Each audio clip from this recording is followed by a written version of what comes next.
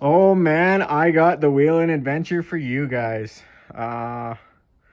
We went out to Waiporous again with like, I think it was like 25 of us total, mostly Jeeps this time instead of Toyotas. But oh man, it was a good time. I broke the Pathfinder. I got stuck at the bottom of a hill and almost had to leave it there overnight and come back with the truck and trailer and try to get it up this hill and stuff. You'll see in the video, and we'll talk about it after too. So yeah, here's our adventure.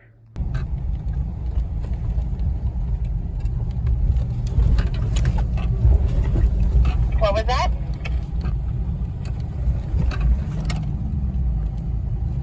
Yeah, I'm gonna drop into those because I don't want to slide over. Oh my god.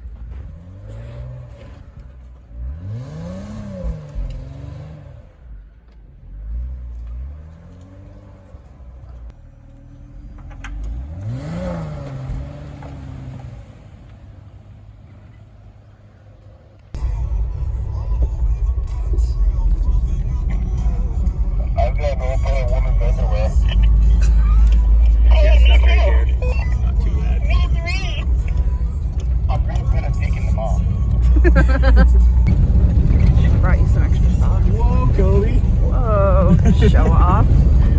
Did you get that? Oh yeah, there he goes again. I'm gonna go right down to first. Oh! I'm so sorry.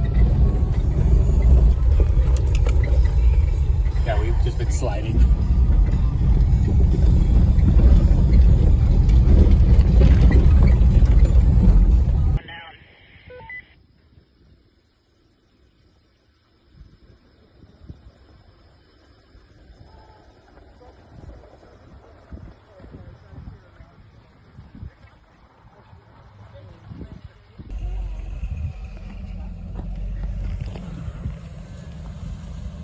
Ready to go? Yeah, good shirt. All right.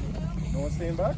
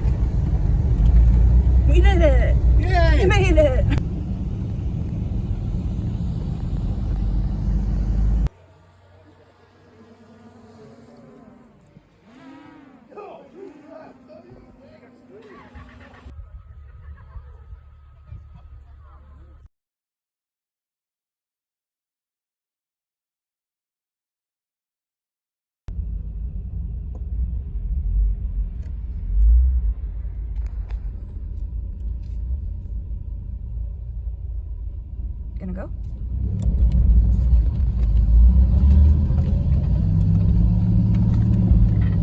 Come on, Stevie. You got this.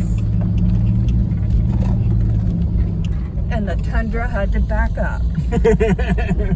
Go, Stevie, go.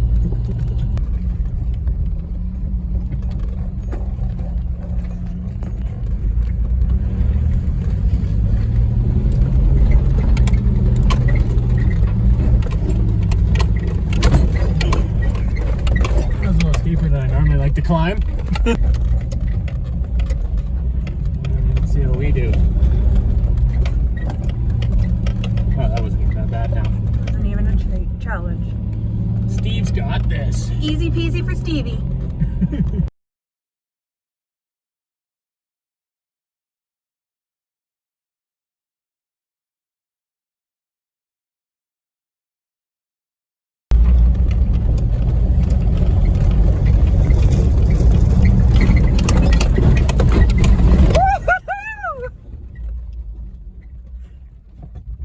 She stalled.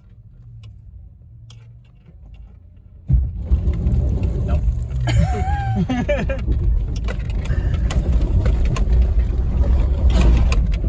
Nice.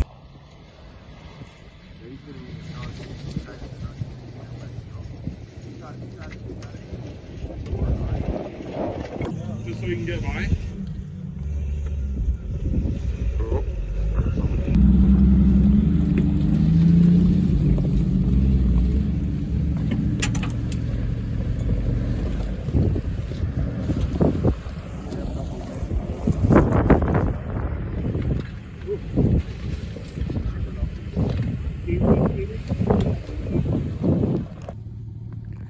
So one hell of a fight to get up this hill. Had to air down from, again, I originally aired down from 30 to 20, didn't make the hill, had to air down this week. They all went at the same time.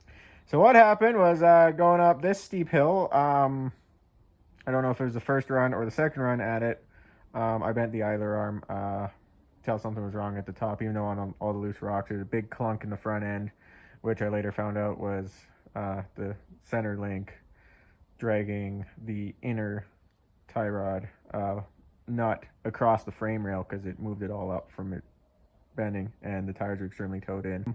And then the big hill to get out, we were unable to climb. I don't know if it was because it was super slick and those tires are not good on ice, or if it was from the front end being extremely towed in, or what, or a combination.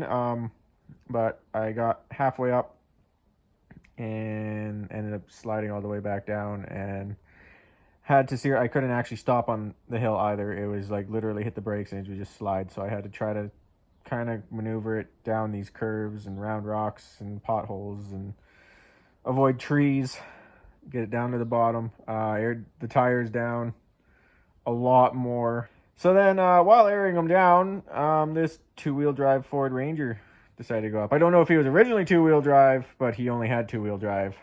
I don't know if he was broken or just actually two-wheel drive, but he had trouble making it up.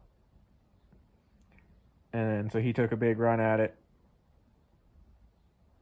and slid back down and got stuck sideways. Almost back at the bottom, but blocking the whole thing. So we're waiting for him. His buddy goes up there, and we thought he was just going to pull him down the last little bit, especially since it's not as steep, and he, like, there was a risk of him sliding into his buddy's truck if he did that, but like it was very minimal. But instead his buddy decided to just try to pull him up the hill, straighten him out up the hill, and pull him all the way up. So then they ended up both getting stuck on the hill. And they finally got unstuck and they started to make it up the hill. And we don't hear them for a while, and there's a couple people waiting at the bottom of the hill too, and they're like, you know what, we haven't heard them for like, a good 5 minutes. Why don't you try to go up? And I'm like, yeah, okay. So I take this huge run. I've aired down the tires. I take this huge run. I'm like hitting this hill at like 50 kilometers an hour, and get halfway up and start coming around the curve, and there's the the truck and the forward sliding back down. So I had to quickly stop and then slide all the way back down the hill again, wait for them to slide back down and clear. And then I took another huge run, 50 kilometers an hour, just flying up the hill, bouncing it off whatever rocks and what I needed to. I didn't get any of that filmed because I was concentrating driving and the wife was just done filming, and all the batteries and everything were pretty much dead anyways. So and of course I didn't have a radio. Everybody went up the hill first and I went up last, and they're all sitting at the top of the hill waiting for me, trying to figure it out. And my buddy actually started walking down, and he got like halfway down, and I just blasted up past him, but finally made it to the top. And then it's still, yeah, with the tow in, it was not fun getting it home. It weaved and all over the road. It was a fight. Once it got to like 80 to 100 kilometers an hour, it wasn't too bad. I was able to do the highway okay, but like the back roads doing like 50 trying to get to the highway, and then the slower roads in the city, oh, it was rough. I fixed it already. It was just this idler arm here. Don't know if you can see the bendage in it. It's supposed to be straight there. There's lots of spiders in this. That's gross. Yeah, I got a new one off Rock Auto for like 30 bucks. Put it in and put my brace in. But I think I'm gonna make a nicer brace. It's just this big angle iron thing, and they're sold for like $40 American. I feel like I could make a nicer one and sell it for possibly cheaper. So I might try to do that in the future. But yeah, it was quite the adventure trying to get that truck out, and oh my god, I thought we were gonna have to leave it there, walk up the hill and ride home with Buddy, and then come back with the Avalanche in the trailer and winch it up the hill. Or the Avalanche probably would have made it the hill. It has tires that are better for ice than the Pathfinder. I probably could have drugged the Pathfinder up the hill with the Avalanche. But it was a great time. It was a great day. Met a lot of cool people. Had some great wheeling adventures.